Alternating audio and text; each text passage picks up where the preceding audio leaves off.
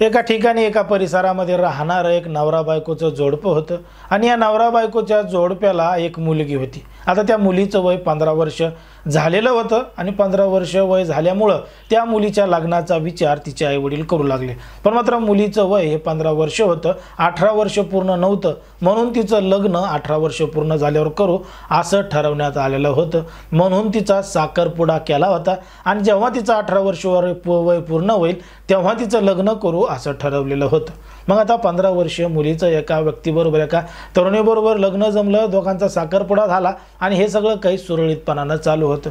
पण मात्र एक दिवस अचानक ती जी 15 वर्षीय तरुणी आहे तिच्या पोटामध्ये मोठ्या प्रमाणात दुखू लागलं। मग पोटामध्ये नेमकं का दुखतंय, कशामुळे दुखतंय, म्हणून तिनं तो घडलेला प्रकार तिच्या आईला सांगितला। आईनं वडिलांना सांगितला आणि दोघं जण त्या मुलीला घेऊन जवळच्या एका दवाखान्यामध्ये गेले।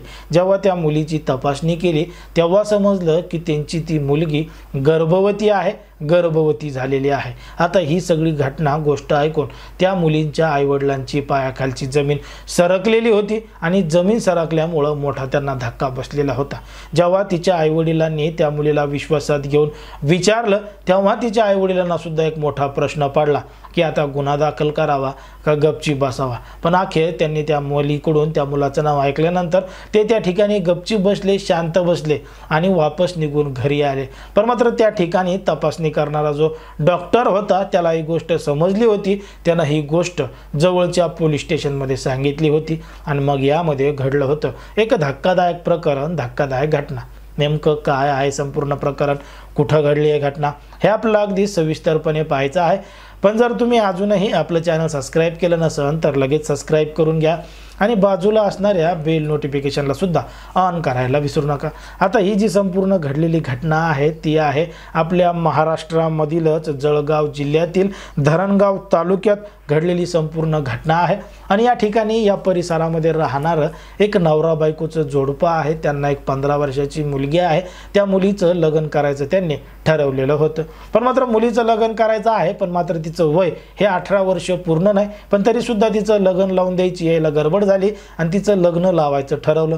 पण मात्र आजूबाजूच्या हुशार लोकांनी, जवळपासच्या लोकांनी त्या कुटुंबाला सांगितलं की तुमच्या मुलीचं वय 18 वर्ष पूर्ण नाही, तिचं लग्न आताच लावू नका, जेव्हा तिचं वय 18 वर्ष पूर्ण होईल तेव्हा तिचं लग्न लावा, नाहीतर मग कायद्यानं तुमच्यावर गुन्हा दाखल होईल, कारण की बालविवाह करणं हा कायद्यानं गुन्हा आहे। मग ठीक आहे म्हणे, लग्न नाही पण तोपर्यंत जमून तरी ठेवू। म्हणून या आईवडिलांनी त्या 15 वर्षीय मुलीचं लग्न म्हणजे मुलीच्या आत्याच्या मुलासोबत लग्न जमून ठेवलं, म्हणजे साखरपुडा केला। तो होता 23 वर्षी। आता 23 वर्षीय तरुणाबरोबर 15 वर्षीय मुलाचं साखरपुडा झाला, दोघांचं जमून ठेवलं आणि जमून ठेवल्यानंतर तो जो आत्याचा मुलगा आहे तो त्याच्या आत्याच्या मामाच्या घरी येऊ लागला आणि जेव्हा मामा घरी नसायचा तेव्हा तो आत्याचा मुलगा त्या मुलीच्या घरी यायचा। मग घरी नसलं कोणी की तो यायचा, तिला भेटायचा, बोलायचा आणि आजूबाजूच्या लोकांना माहीत होतं की ते त्यांचा भावाचाच मुलगा आहे म्हणून कोणीही काही संशय घेत नव्हतं। मग तो होणारा नवरा त्या मुलीकडे तिच्या घरी यायचा आणि तिच्यासोबत नको ते कृत्य करण्याचा प्रयत्न करायचा। सुरुवातीला त्या मुलीनं होणाऱ्या नवऱ्याला विरोध केला, सांगितलं आता काय असं जमणार नाही, असं नाही तसं नाही। पण मात्र तो जो होणारा नवरदेव होता त्यानं त्या मुलीला सांगितलं की लवकरच आपलं लग्न होणार आहे, काय होतं त्याला असं तसं, म्हणून त्यानं तिला आश्वासन दिलं, विश्वासात घेतलं आणि लग्नाआधीच तिच्यासोबत नको ते कृत्य केलं, लग्नाआधीच सुहागरात साजरी केली। आता सुरुवातीला हा सगळा प्रकार घडला, त्या मुलीनं सुद्धा हा प्रकार कोणाला सांगितला नाही, म्हणून त्या नवरदेवाची अजून हिंमत वाढत गेली आणि तो त्या मुलीबरोबर त्याच पद्धतीनं करत राहिला। आणि हे सगळं करत असताना एक दिवस या संपूर्ण प्रकरणातून ती जी मुलगी आहे ती गर्भवती झाली। आता गर्भवती झाल्यामुळं ती एका जवळच्या दवाखान्यामध्ये तपासणीसाठी गेली। एरोंडलचं एक हॉस्पिटल आहे, दवाखाना आहे, त्या दवाखान्यामध्ये ती तपासणीसाठी गेली, पोटात दुखू लागलं म्हणून।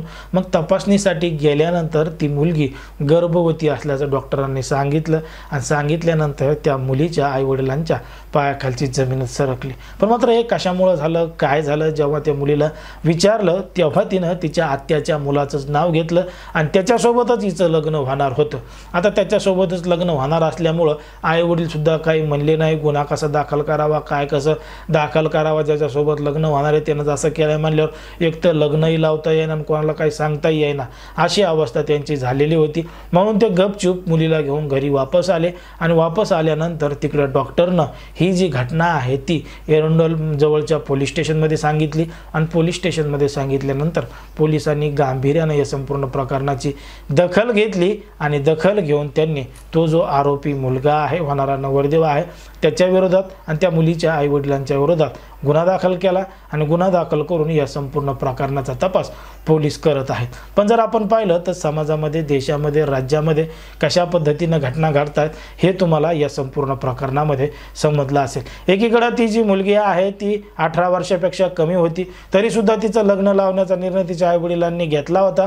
पण मात्र होणाऱ्या नवऱ्यानं तो समजदार होता, 18 वर्षापेक्षा जास्त होता, त्याला सगळी गोष्ट माहीत असून सुद्धा त्यानं त्या तरुणीबरोबर नको ते कृत्य केलं होतं. म्हणून तिच्या जीवाला धोका होता, म्हणून त्याच्या विरुद्ध गुन्हा दाखल झालेला होता. यामध्ये तिच्या आईवडिलांची सुद्धा चूक होती, कारण की त्यांनी सुद्धा हा गंभीर गुन्हा लपवून ठेवलेला होता असं सुद्धा सांगण्यात आलेलं आहे. पण मात्र ज्या पद्धतीनं या संपूर्ण प्रकरणामध्ये घडलंय त्याच्यावर तुम्हाला काय वाटतं हे अगदी स्पष्टपणे कमेंटमध्ये सांगा. कारण की कोणाच्याही भावना दुखवणं, कोणाचंही मन दुखवणं हा आपला उद्देश नाही. समाजामध्ये जे घडतंय तेच सांगण्याचं काम आपण या ठिकाणी करत असतो. त्यामुळे या संपूर्ण प्रकरणावर ज्या पद्धतीनं घडलंय त्याच्यावर तुम्हाला काय वाटतं हे अगदी स्पष्टपणे कमेंटमध्ये सांगा. आणि अशाच पद्धतीचे नवनवीन व्हिडिओ पाहण्यासाठी आपल्या चॅनलला लगेच सबस्क्राईब करून घ्या.